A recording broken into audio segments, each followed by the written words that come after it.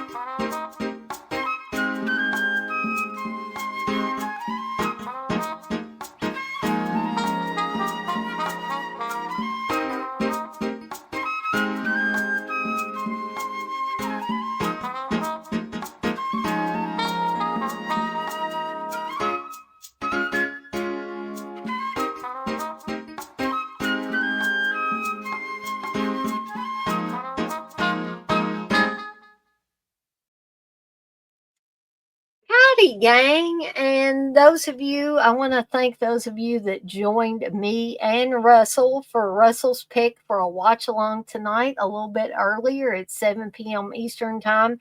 We were watching Death Sentence from 2007 with Kevin Bacon. And this was a first time watch for me, as I said during that stream. And I want to thank Russell once again for suggesting this. I want to also remind those of you that may not be in the know that I have started a new thing that each time I do a watch along, this one's not or watch along. Each time I do a live stream, have watch alongs on the brain, and that includes watch alongs. If you give $5 or more in super chats during that live stream, you can throw your hat in the ring to pick one of the upcoming watch alongs I do. Okay. So you can even pick a movie I've said I've hated. You can force me to sit there and watch it. Won't that be fun? So I just wanted to put that out there as well. Those of you that watch this video will see the super chat watch along little commercial or promotion that I have out. Also want to remind everybody that, and I'll try to remember to put a clickable link to my horror shop. But from now until December 6th, if you go over to deadeightsondeck.com, you can get 10% off your order of $35 or more using the code Beyond Black Friday. And that's all in capital letters. And I'll also try to remember to put that in the description for this video as well. So I didn't do, shame on me, I did not do a Terror Time tea last week, but I'm going to try to do one now. And I'm also, as I've said during the last few Terror Time teas I've done, trying to drink my tea while it's good and hot and while it will do me some actual good instead of letting it sit. In fact, I may finish this up here.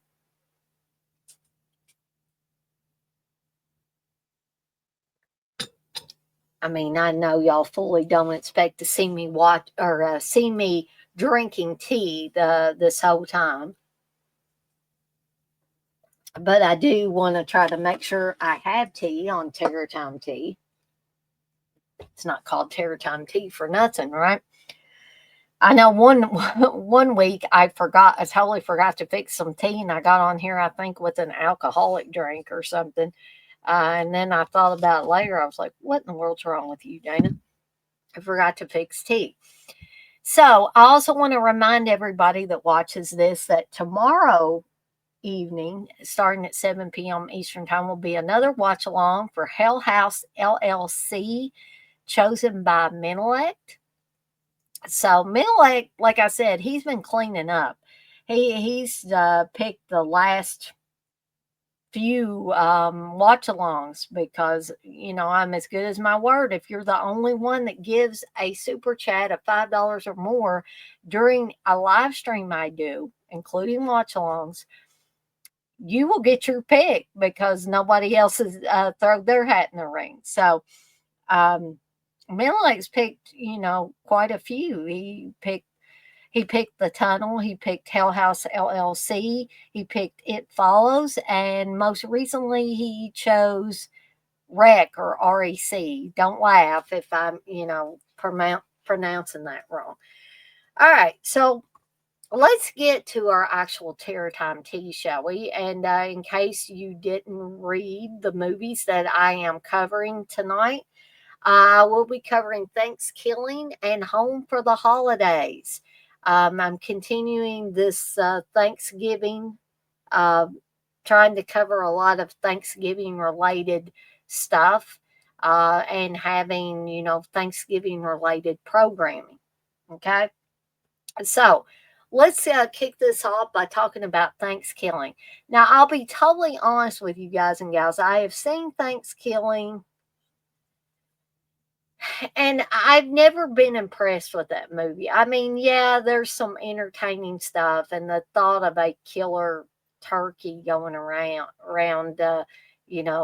slicing and dicing people up around Thanksgiving is, it's an admirable take on Thanksgiving horror films. However, it just was not my cup of tea. You basically have this puppet like turkey who goes around, I guess, getting revenge on people that have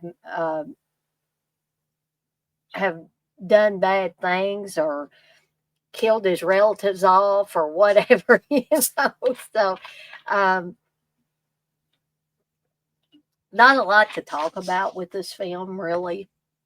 Um, I mean, that's your basic plot line. Um, and it has your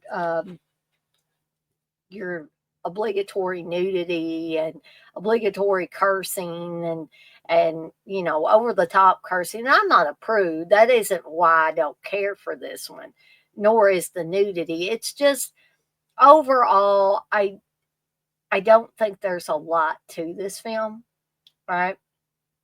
um I just thought of another one that I could cover, and I may try to do a terror time tea, even if it's after Thanksgiving, and talk about this one. It's one that I just thought of that Steve introduced me to a few years ago. But yeah, not a whole lot I can talk. I wish that I could, I can give you a plot synopsis for Thankskilling, okay? Um, I guess I could do that. So let's just bring this up.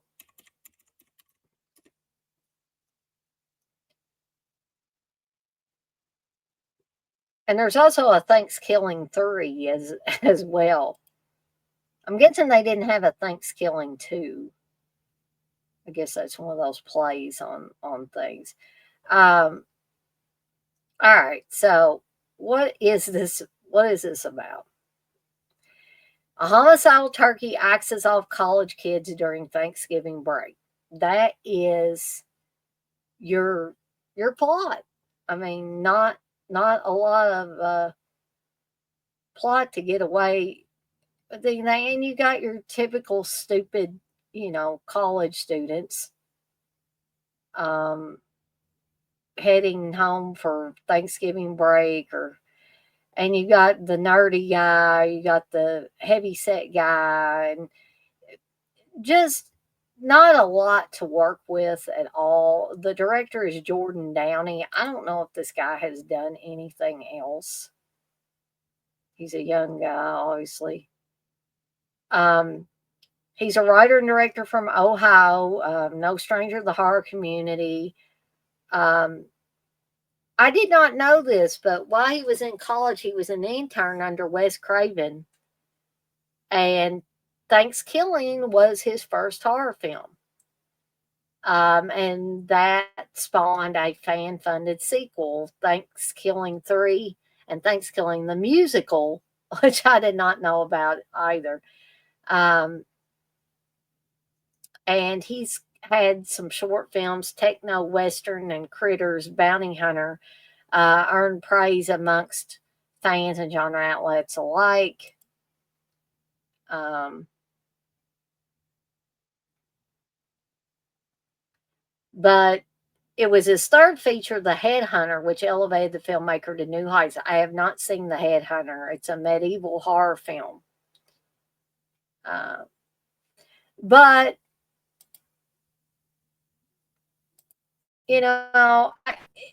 I mean, it might be fun for a lot of people, and I found myself laughing at it in parts, um, but not this is not one I see myself going back to over and over again, even in the Thanksgiving season. It did get a 4.2 out of 10 on IMDb, which is not really high. Um, but if you like it, you like it. I mean, it has your typical blood and guts scenarios all over the place.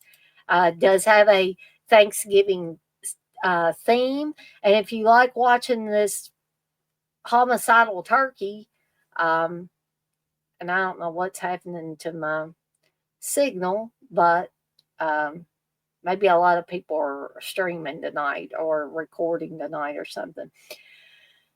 But anyway, what was that? Homicidal turkeys, throwing out one liners might be your cup of tea. It might very well be. But I have to say, it is definitely not my cup of tea. Now, I did a watch along a while back because someone asked me to. Um, and I was happy to oblige, but all in all, this film is not one that I'm going to be returning to. I just really don't see myself returning to it. Um, and what rating am I going to give it? I'm going to be kind of generous here, folks, and I'm going to give it 2 deadites out of 5. I could have gave it a 1, but it has some body charm to it, so I'll give it 2 deadites out of 5. All right. So the next one I want to talk about is has been a favorite of mine for many, many years. And no, this isn't a horror film. But this is Home for the Holidays, starring Holly Hunter, Robert Downey Jr., Anne Bancroft, directed by Jodie Foster. I didn't know that for the longest time. Based on a short story by Chris Redant.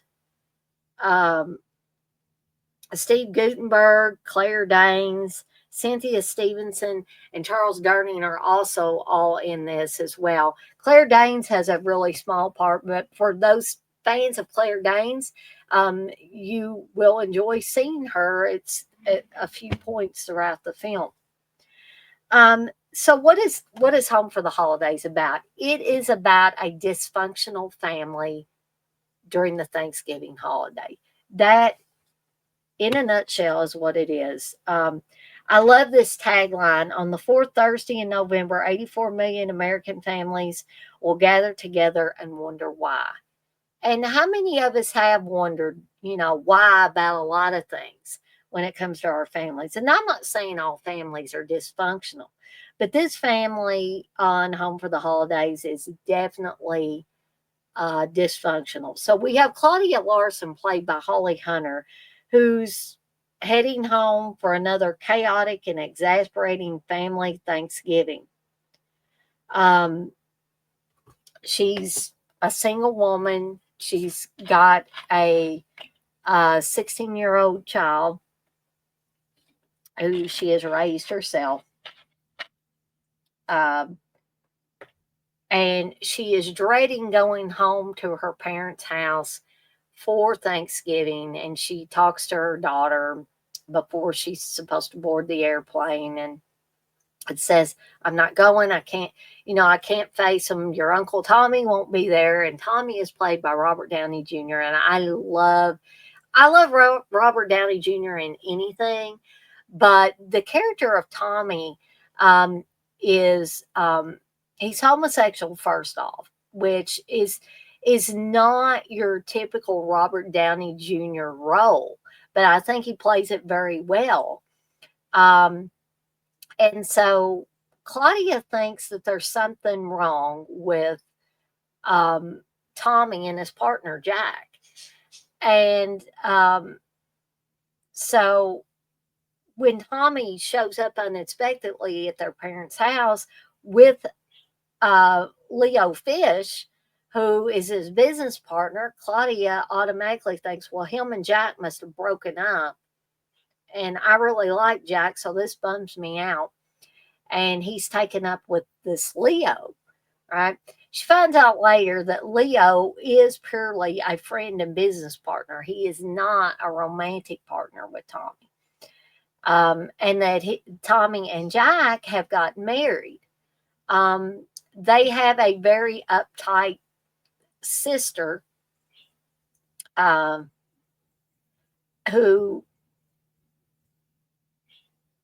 is very embarrassed that she has a brother who's homosexual and a brother who got married on a public beach. And she, oh my goodness, she's scared to death that, and how many people have these kind of people in their families where they're just always so uptight, they always got to stick up their butt, they're always like trying to tell you how to live your life, that you're living it wrong, you should be living it um, like that person that's telling you all this stuff.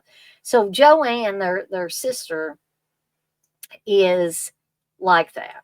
And there is a very funny scene where Joanne is kind of outing Tommy. She's not giving Tommy a chance to um, let his parents and everybody else know that, yes, he has married his partner, Jack. Okay. And, Joanne's like, you know, did you wear a wedding dress? Did you have a garter and all that stuff? And you can tell that Tommy is just really humiliated by all this because Joanne's really laying it on thick. So Tommy's trying to carve the turkey all the while Joanne's carrying on this nonsense. And all of a sudden, and I'll never forget this scene, and I never forget the first time I saw this movie. It's all the scene of the turkey flying across the table and landing in Joanne's lap. And, she calls Tommy a bunch of assorted, crude names. And then Leo and Claudia try to lift the turkey up off of Joanne, and all this turkey juice comes pouring down on Joanne's head. And she just has a complete meltdown. There's other things that go on, like they go and pick up Aunt Gladdy, and Aunt Gladdy is old, and she passes gas as soon as they get in the car, and some of it's typical stuff that we could pull right from our own family gatherings, right? How many times has somebody passed gas? My my granddaddy, I'm gonna we're gonna have story time with Dana here. My granddaddy, God rest his soul, he could not hear, of course, when he got older, and he would walk across the floor when we were visiting him and Granny.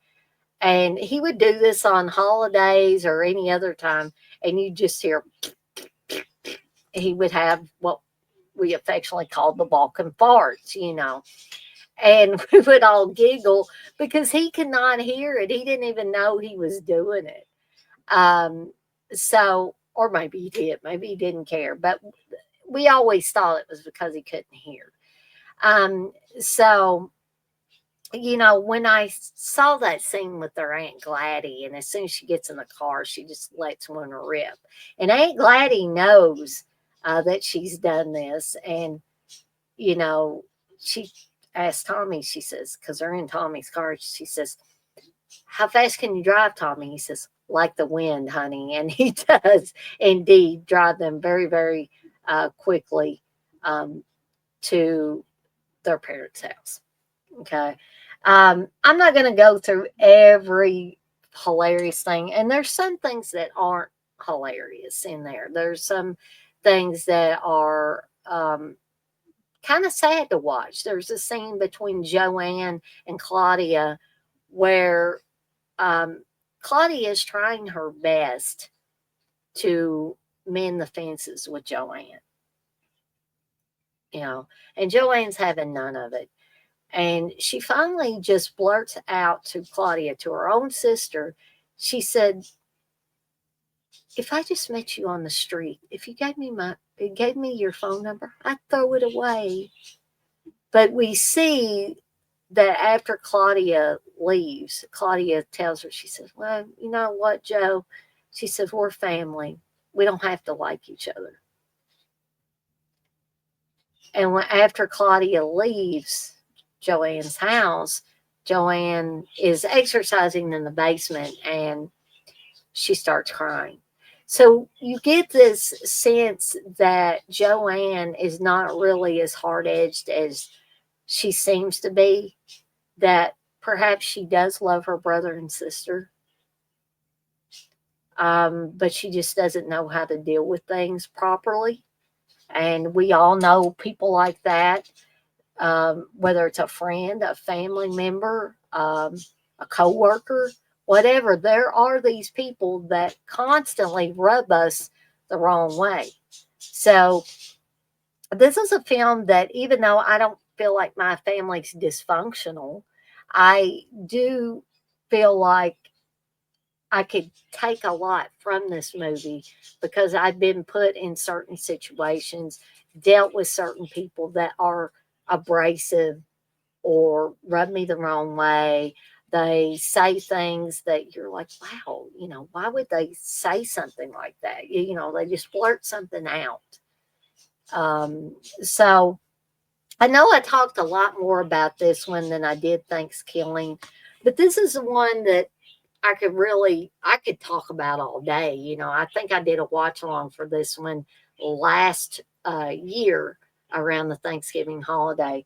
And so you can probably guess by the way I've talked about this movie that I'm going to give it 5 deadites out of 5, because this has become a staple of my Thanksgiving watching. This, Planes, Trains, and Automobiles, um, Blood Rage, as far as horror ones, Home Sweet Home, and now Thanksgiving, Eli Ross, one of his more recent movies. So I've been on here for almost 25 minutes. But I hope you have enjoyed this little kind of impromptu Terror Time tea. And apologies that I didn't do a Terror Time tea last week. I'll try to do one um, at the end of this week, even though it will be after Thanksgiving. But I do want to talk about the film that Steve introduced me to. So I guess that is it from me for today, or tonight rather. So I'm off like a dirty shirt. This shirt ain't dirty, but I'm off like one. And I want to remind everybody, as I always do before I get off of here completely for the night, to be kind to one another and blaze that trail. And yes, you too can pick up a shirt with that design and that phrase on it, as well as many other cool, unique designs. And if you spend $35 or more from now until December 6th, you can take 10% off of your order of $35 or more. And I do custom work. So if you don't see what you want on my shop site, or you're just not a horror fan and you want to have something done with your family on it or pets on it, please, fill out the form on my website. It will go directly to my email, and just let me know what you want, and I will see what we can do. I will be willing to work with you to create the perfect design for a t-shirt or a tote bag, or if you've got a particular candle scent idea that you'd like, or a blended tea idea, I will work with you and try my best to create something that you're going to love. Okay. So I'm out of here for now, folks, but I'll see everybody next time.